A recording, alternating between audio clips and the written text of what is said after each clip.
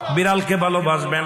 ও মুসলমান শুনে নাও, আল্লাহ নবীজি, ও মুসলমান শুনে নাও, দিলের কান্ডা লাগান শুনে নাও। পৃথিবীর মধ্যে মহামানব যারা আছে দুনিয়ার মধ্যে বিড়ালকে ভালোবেসেছে।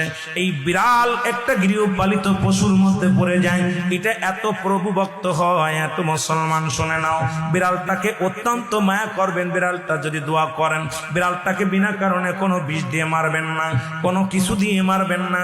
ও মুসলমান শুনে নাও, বিড়ালটাকে যত্ন করবেন। বিড়াল যদি অভিশাপ করে, বিলাই যেটা বলা হয়, অভিশাপ করলে সঙ্গে সঙ্গে আমার আল্লাহ কবুল করে নাই। বিড়ালের অভিশাপে মানুষ ফকির হয়ে যায়, বিড়ালের অভিশাপে মানুষগুলো ধ্বংস হয়ে যায়, বিড়ালের অভিশাপে দুনিয়ার সংসারের মতো অশান্তি লেগে যায়।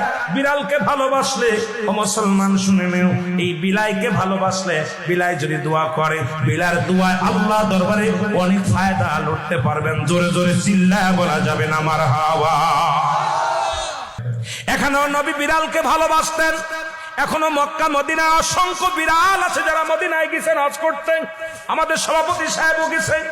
অসংখ্য বিড়াল গুলো দেখবেন মদিনার মনোয়ারায়, রাসূলুল্লাহর রওজার আশেপাশে, কাবা শরীফের আশেপাশে অসংখ্য বিড়াল। ধরে বলেন ঠিক কিনা?